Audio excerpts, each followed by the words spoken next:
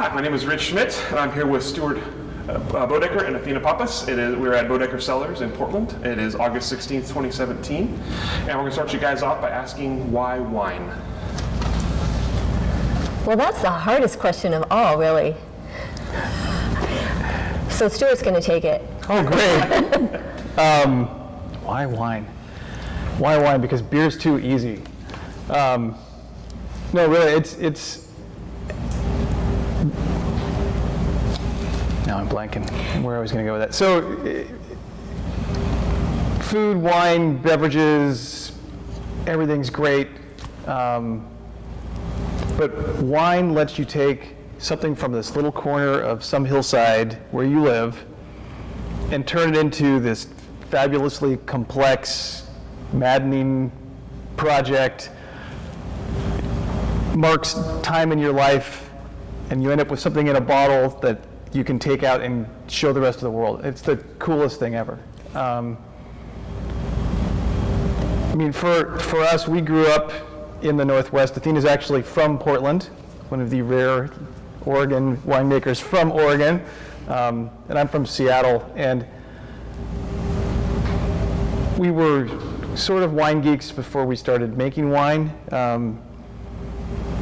And when we were dating, we bonded over food and wine. We met wine tasting, so that we did have that kind of foundation. And I'm taking it away from you, aren't No, I? you're good. I always do this to the poor guy. But like, just when you ask the question why wine, I was like, I don't know why we started it. We just we loved food, we loved wine. We just thought it would be fun and interesting, and there was this winemaker lifestyle, you know? You go to France 3 to 4 months out of the year and you just hang out. So it just sounded wonderful. And it's still wonderful. We haven't quite experienced that, but I know we will eventually get to the point where we can just hang out 3 to 4 months in France or anywhere. But it's worth all the work because it's so interesting. The end product is just beautiful. It's just this incredibly layered, beautiful thing. Whether you want to call it art or a craft, or a life or whatever, it's just. It still gives us goosebumps, both of us, really. What were you doing before wine? I'll answer that one because Stu's still doing it. I was working as a usability engineer, or human factors engineer, which I loved. I got to watch people use things, right, in labs or go to their homes and offices, and it was part of psychology, right? And I'd write up reports, and say, hey, this is how people act. This is what they do. Let's build products for them. So that was fun. But it was working in a cubicle. That wasn't. Yeah, and I'm my background, I was an engineer for a large multinational company to the west of here. Great job, super challenging, really interesting. Used all of my physics background every day. But again, you were working for a big company with a lot of people, and you were a little cog in a little machine, and just really far removed from the end product. One of the best things about the winery is you own it end to end, and you see it to the point where you're out actually selling it to people, or talking to end users, talking to consumers, talking to chefs, and that part is just awesome. I love that. You're also out on your own. You are responsible for the whole thing. So the business is just the two of us. It's always just been the two of us. And so every great decision is ours. Every dumb decision is ours. So we're always out of our comfort zone, and that's a really positive thing, to be an adult and to be still a little bit afraid and nervous and learning. Because I know when I was working, when I left and became full-time here, I was so bored. I was learning, from my industry a little bit, but I wasn't experiencing like kids do. When kids go to school and everything is new and wondrous. It's still like that in the wine industry. We're still learning so much, and I'm learning so much. And it sounds like what you were doing before would feed really well into your business now, knowing people and knowing what they want. So tell me a little about how that kind of transition and process. Well, in a couple of ways it worked. It worked when we started, Stewart had worked in other wineries and I hadn't. And so a lot of what I learned was, having this one person say, this is how it should be done. And I had to take a few steps back and just kind of like, well, yeah, when you're 6'1", this is how things are done. When you weigh this much and you have this much strength, this is how things are done. So let's take a look at how a short do things.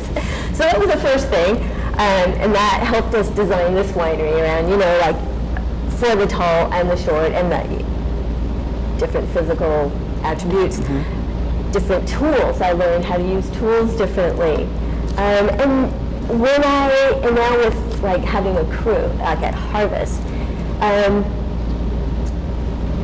it's enabled me to, rather than say, okay, I hired you to do this and you're going to do this no matter what I've done. And it's like, okay, let's see how everybody works, what their strengths are, and then let's put them in the right areas.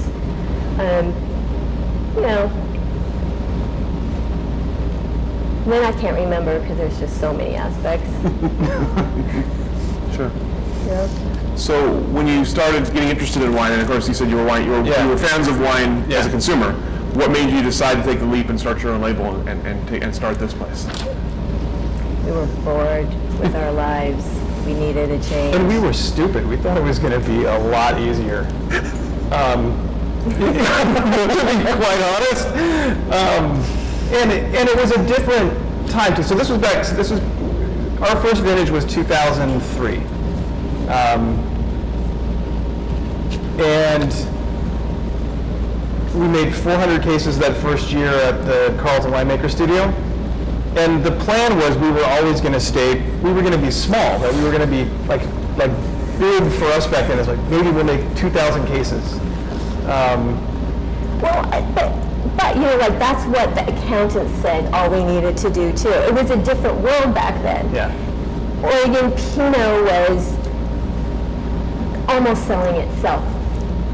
And it was in the boom years, so it was the expensive wine made sense for everybody. Everybody could sell all of it. And then when the recession hit, things changed. We changed the business plan a little bit. We're bigger now so that we can, afford the economies of scale. And one of the other reasons why we got bigger too is so we could have this place to ourselves. The studio is a great place to make 400 cases. It's not a great place to make a couple thousand, 3,000 cases. Well, we started at an incubator place, and then those were our college days, and then we got our own house. And we learned a lot, but we learned more on our own, and we learned how to be really creative. Right when we started out, we had 2 Pinot Noirs, and now we've got 9 or over 9 actually. So why wine also? And why stay in it? Because we can do. There's more that I want to do. I want to make 100 different bottlings of Pinot Noir because it's all, everything's so nuanced. But then you have the business part, and you can't sell 100. Or maybe one day. We'll figure it out. What was your vision for the place when you opened it, or when you started your label? What was your vision? That's an interesting question. So this actually leads to some of the stuff about why we make 3,000 Pinots. we were originally going to do one great Willamette Valley bottling, and maybe have a second label, something like that. The first year when we went to go put the blends together, it was 20 whole barrels, and we started blending trials, and within like half a day, we were basically both going, nope, you're wrong. That is not the great Pinot we're going to make. Nope, you're wrong. it reminded us that, so how long had we been together by that point? We've been together like 7 or 8 years? Probably. Something like that. Yeah. And whenever we've gone to big wine tastings, gone out for weekends, wherever we traveled, the wines that we loved were never the same. They were always different wines. And that's stayed that way. And so in the middle of like literally not that many months before we were supposed to bottle this stuff, we said, no, we're not going to make one, we're going to make 2. So now we each do our own winemakers selection out of the cellar, and then we bottled the million other special little things where it's just like, oh my God, this wine is so good, it's going to get bottled by itself. But it lets us stay true to what we started doing this for. Was I want to make something that is awesome and that I think is awesome. I'm not going out and doing a market research study and saying we need to hit this flavor profile in order to hit these guys. This is really what I think is great Oregon Pinot. Yeah, so we taste all of our barrels when we're getting ready to do our blending. We taste the barrels blind, and that's like 300 barrels, which we could taste, which we thought 20 at a time was difficult. Now we can do 60 at a time. We are professionals, but we do taste them blind because we want to go with, what we like, not because this barrel is the most expensive barrel, so obviously it goes into mine. So that has kept us pretty darn honest. Yeah, and it's the same process we use when we pick out the little bottlings for the vineyard designate bottlings. Those barrels are basically selected before we know what they are, when we've got them all blind ID'd, so that if every year we want to bottle from vineyard X, if it's not great that year, it doesn't get bottled by itself. So, which again works great when you're small, which is why all those bottlings are pretty dinky. That would not work so great on the national market probably, but we don't have to worry about that part that much. So what is the difference in your styles, and what is that you each prefer? I prefer a more black fruited, little richer, more earth, more primal, more spice. And then Stu prefers, you can say yours. I'm just going to let you answer for me.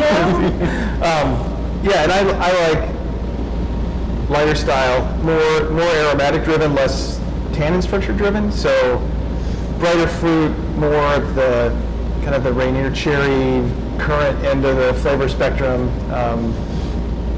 more forest floor notes on the finish, but really focused around just like this creamy texture, some bright fruit, but really on the aromatics and the finish. More quiet. It's interesting though, through the years, people will tell us what they taste, right? When they're tasting, they don't necessarily taste what we're tasting. I mean, generally they get the more aromatics from the Stewart, but some will say that, well, his has got more tannin, mine have more tannin, but like for our definition of what we like, those are what separates. Sometimes mine's more Burgundian, sometimes Stewart's more Burgundian. Like we're Oregonian. It's fun. Why did you decide to have the winery here in Portland rather than in the valley or outside in the? Honestly, it comes down to where we felt, as they say these days, our truth is, right? Like Portland is a small city, but it's still a very different feel than being in the country. And we had our house here, and it just felt right. You can make wine in a barn, right? Many people do. So it's not necessarily the location, as long as you are close to the vineyards. Like for us, we are involved with the vineyards, just every step. So as long as we have the ability to be at a vineyard within 45 minutes to an hour, that was almost the same way as being out in Carlton. Yeah. But And we're here every day. Yeah. So, having the 5-mile commute to the winery is awesome. yes, because I would forget things, and I would have to drive, an hour to go do a half hour's work sometimes, and then come back. So I'm so happy, and like what I do in the wineries, I run the cellar, and Stu runs the vineyards, and I've got all of my suppliers in this neighborhood, and I can go get sushi and all kinds of food. I can just walk anywhere. So it's in the city, it's a city. Yeah, We have everything. And it's a personality thing too, because one of the great things about being in the city is that there's just the energy of being here. And it's different than the quiet, beautiful, peaceful, flowing hills out in the valley, but that's not us. This is us. And rather than drive back and forth an hour and a half every day, we're just here. And yeah, it is great to get done with punch downs at 10 o'clock at night and have someplace you can go eat. That is pretty great. Because when we were out there were not as many great restaurants as there are now. Yeah. But we can go home and come back. Go home and have a beer and come back. Well, actually, we have a brewery 2 doors down, so go have a beer, come back to work. Wait, we don't do that. Clearly. Yeah, we never do that. Never. So you're in charge of the vineyard. So how do you sort of manage vineyards from afar? How often are you there, and how do you work out your relationships? It depends on the time of year. So the vineyards that we work with, we've worked with for 10 years or longer. I know the vineyard managers. I know the crew. I know the companies they hire to run the show. They know me. We've all worked together long enough, so we know what's going on. To some extent, I rely on their eyes and ears a little bit too, but I'm out every place every couple of weeks. And at Harvest? And at Harvest, I'm out there every day. I mean, that's so at the beginning of Harvest, when we're making picking decisions and everything else, Athena's here doing everything else, and I'm basically out there driving around in a circle all day. And some of the growers will call me and say, "Hey, Stewart said we might not pick for a couple of days. You might want to talk to him." But it's pretty easy. Just because I know the people, I know the sites. I can go out and I can do a pretty thorough walkthrough on my own, and I can just get on the phone and talk to the vineyard managers and set everything up. How did you go about choosing the vineyards you source from, and what makes them unique? That's a good question. So we've essentially expanded and contracted the number of it. At one point we had up to, I think it was 11 or 12 different sources for Pinot. Now we're down to 6. Some of it's people who have great vineyards like Dick Shea, right? Everyone knows Shea. The vineyard's great. His farming is great. His farming crew is always awesome. There's other vineyards that are just as awesome, like Cherry Grove, which is a tiny little vineyard outside of Gaston. We met them the first year that they were producing fruit. We got, I think it was like 1.5 acres that first year, and now we've got about half the vineyard. Some of it's we've grown within the sites that as other people give up blocks, we're like, hey, I see that block's available. Can I have that too? And it's people that share the same mindset about farming, right? They may not be certified organic, but they damn well farm organic. Basically, everybody's live certified at this point. Yeah. Everybody's all about quality in the vineyard, and they know what that means, and it agrees with what we think it means. And They're honest with us. Yeah, and they're honest with us, and we like working together. And during harvest, when they call me 5 times to ask when we're going to pick, they know that I'm going to tell them no the first 5 times. And everybody's open to trying new things to make things better.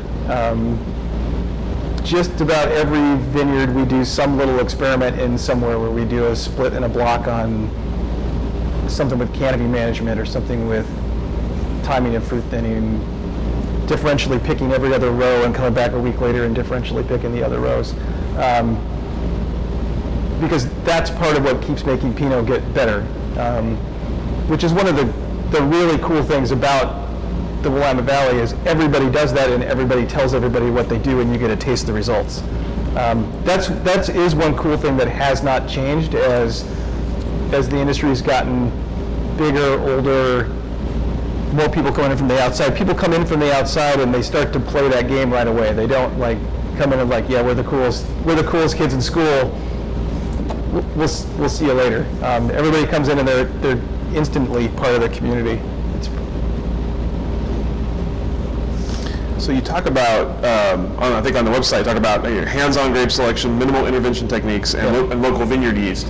It's a lot of effort to go through. So I'm curious how you came to this sort of process, and then why. So some of this.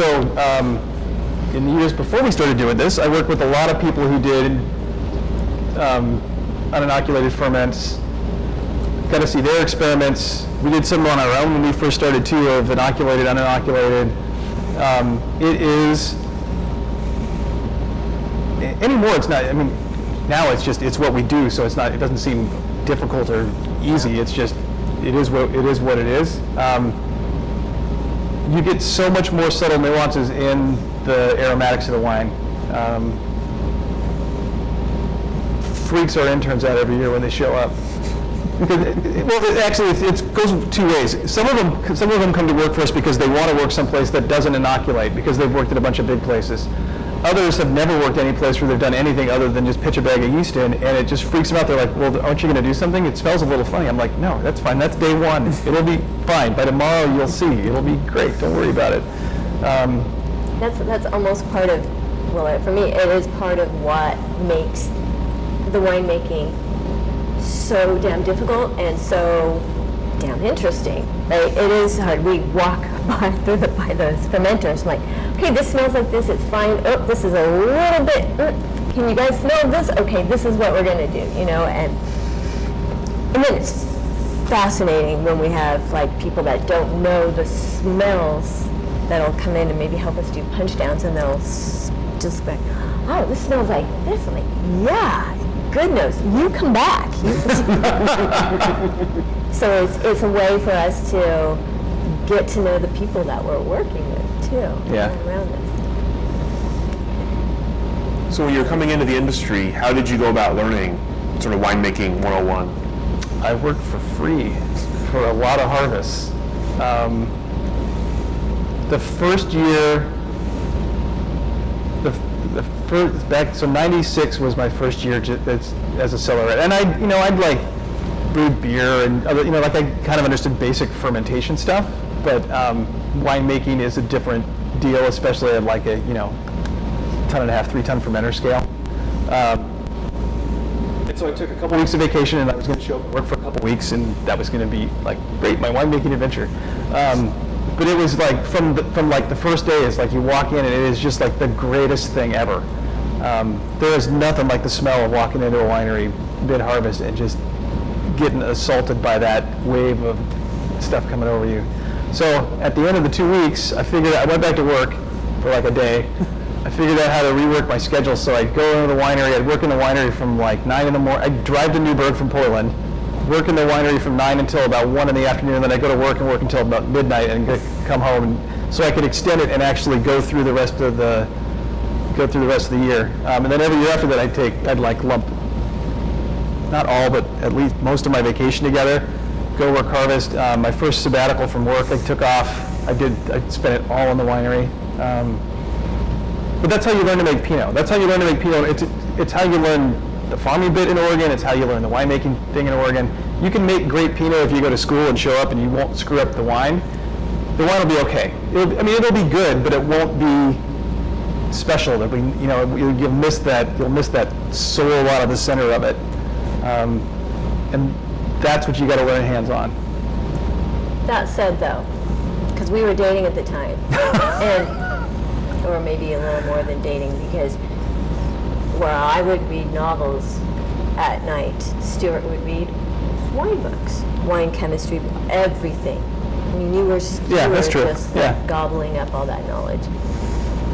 Because there is a technical piece you got to know too. Right, right. Yeah. And we took some classes at Schmidt, a couple of classes at Davis, and then some real classes after we actually started. No, before and after. So to help.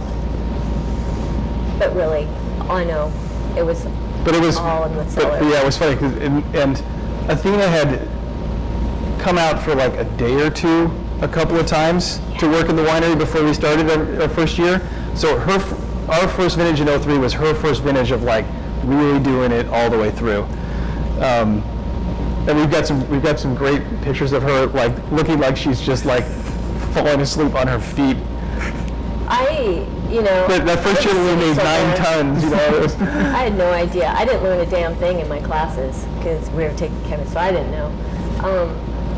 I didn't know what a valve was, how to tell the valve was open and closed, but people were calling gaskets and O-rings, they were calling different words, the same thing. I mean, seriously.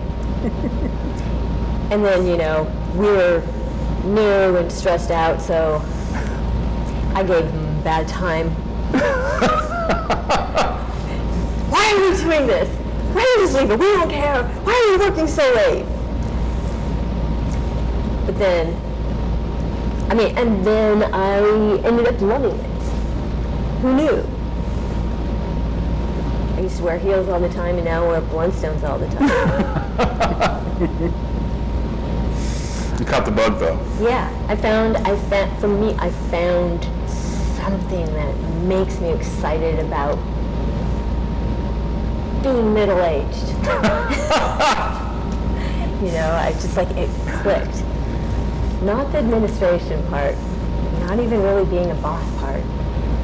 The walking through and smelling, I can identify what's going on in the barrels. Just from the smells. I hear my machines breaking. So when I say wine making essential, it's all the senses. It's my muscles ache and it used to feel good, and along with the colors and the smells. So yeah.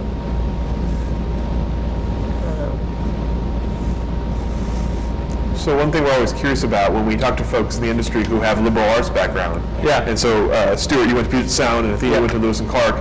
Sort of curious how your liberal arts education, since we're a liberal arts school ourselves, how it sort of set you up for working in the wine industry.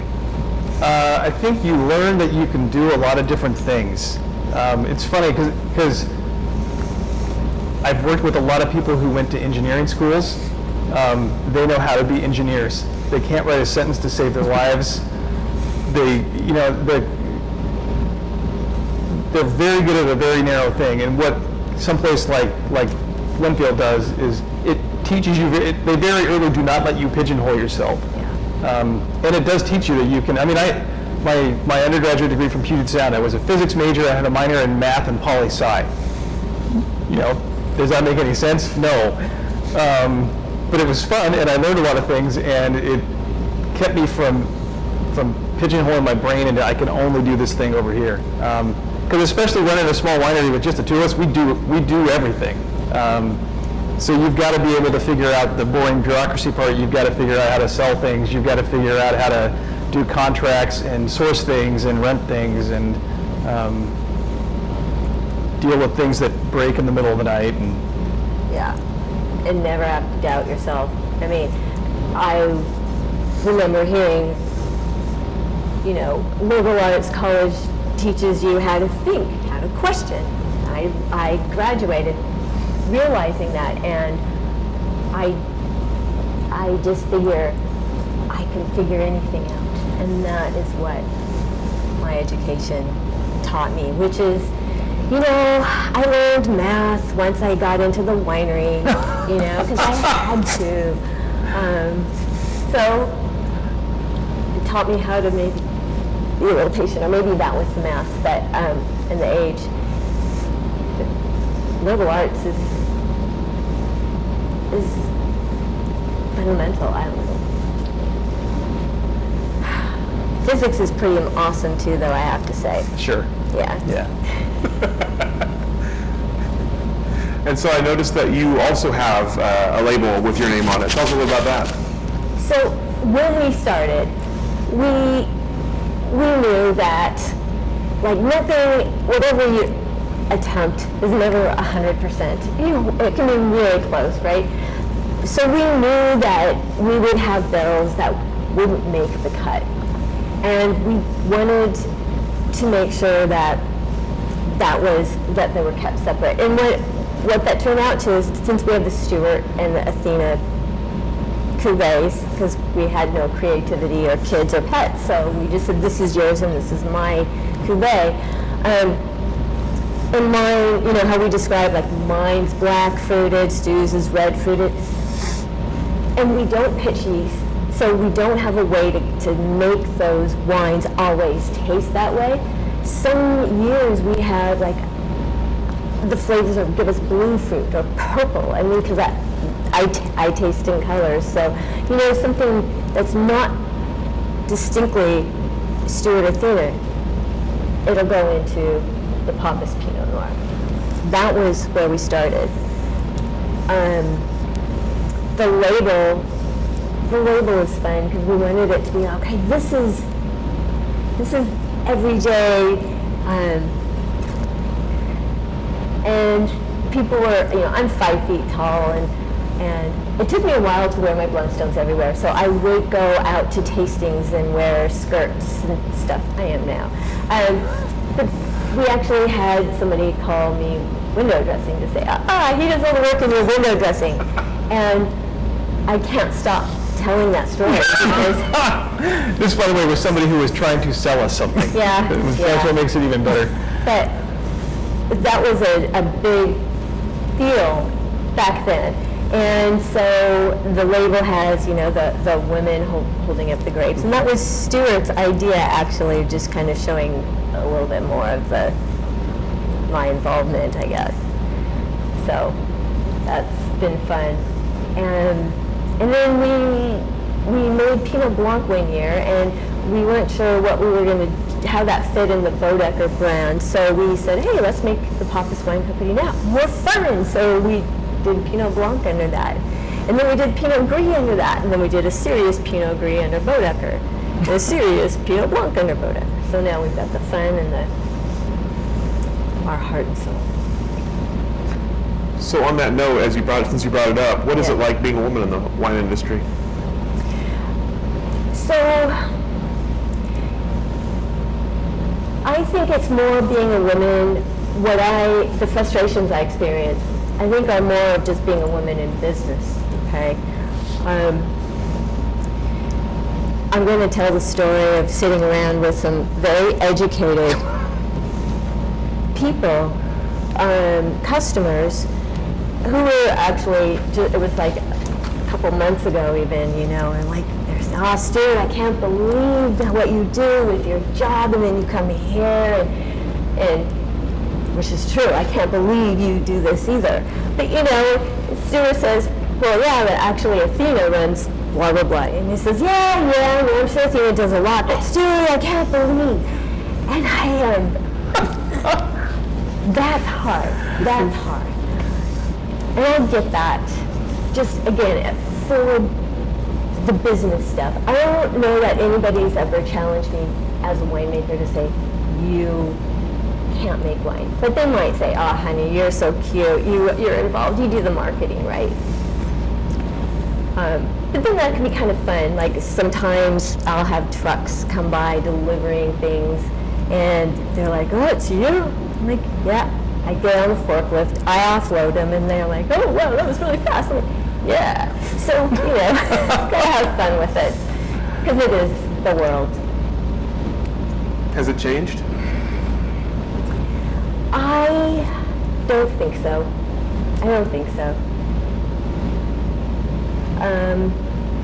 What about on the, like, out in the market side of things? On the market, well, so the problem is like when we started, I had absolutely no confidence. And I do have more confidence now, and I think that probably helps me a little bit, because I can now say, without getting offended or feeling like I really don't know, I can have real conversations with people and say, yeah. seriously, I was in Mississippi, like 3 months ago, and nobody challenged the fact that I was the winemaker. Not the, Yeah. Because we do share. Yikes. No. No, I don't really know if it's distinctly the wine business. There's just people that have their views everywhere. So what's in the future for Boedecker Cellars and for the Pappas label as well?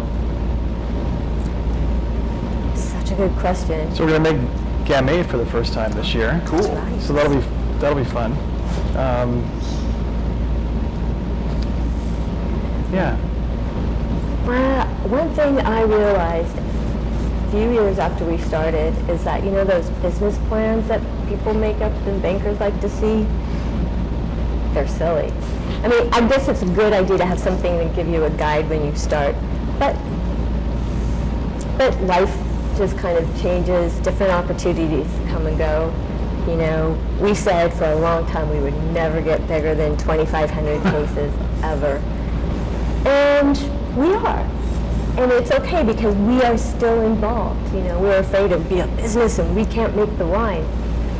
And some people like to say, oh, we don't make the wine, but I think people will always say things because we're still here, and that's the most important thing. Yeah. Do you have a size in mind that you'd like to be, or that you? Like This. This is how big is it right now? we're But what are we, 8,500? 8,500, 9,000 cases. And it's big enough that it's, in theory it can support us, which is awesome. But it's not so big that we're not doing everything. Do I want to be on the road 6 months out of the year? No, but we don't have to be, right? Do I want to never go out on the road because I have a sales manager who does it all for me? I don't want to do that either. It's good. It's doable at this size. We're getting more efficient. We're getting smarter. We're getting less afraid, so we can step away and say, "Oh wow, we could do things like this, make it easier." So, yeah, this is a good size and a good place. In addition to Gamay, do you have any other kind of dream varietals down the road, or something else you want to try? The most important thing is we have to have access to the vineyards, So if we have to drive 5 hours, to go to a vineyard, that means we can't go to our other vineyards. So Yeah, there was 1 year a long time ago we made Grenache once from a little vineyard down in Talent down by Ashland. Love the wine, super awesome, but it's like that is a 5-hour one-way drive, and it's just like I saw the vineyard twice, and it's just not worth. It's not worth the time in the car, and there's lots of people down there that make great Grenache, and I can just buy it. It's great. it was just a disconnect Yeah. because there's something about watching the grapes grow, tasting them in the vineyard, being part of that decision to pick is you have to taste the grapes, and we're at the point where we're tasting them every day, which is horrible because you get all these acid burns in your mouth, but can't do that with faraway vineyards. Yeah, I mean, I think it's, and I think it's really like we grow great Pinot here.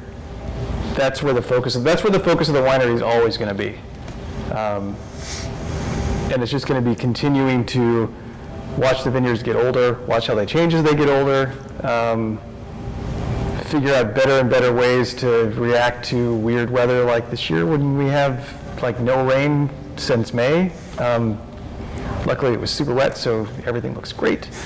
But it's just learn, it's that settle into just incrementally get better and better and better and better and figure out new ways to do things and Be mad scientists in the cellar. yeah, it's great. So what about the Oregon wine industry in general? What do you see as the future for the wine industry? Every time I drive out in the valley, I just look at like 15 hillsides that I drive by and go, wow, that'd be a great vineyard, that'd be a great vineyard, that'd be a great vineyard. And then like 3 years later, I drive back through there and go, shit, there's a vineyard there, and there's a vineyard there, and there's a vineyard over there. I mean, it's clear that just more and more is going to get planted, which is cool because there's going to be new areas that become like the hot new areas because they've just never been planted, so nobody knows they're great yet. I think that is super cool. It's going to get bigger. There's going to be more big companies here doing work. That's fine. I think there's always going to be room for small wineries. I think the one thing, one thing that we have seen happen too since back in the mid-90s, overall, the base level for quality in Oregon wine has gotten so much better over the last 15 years.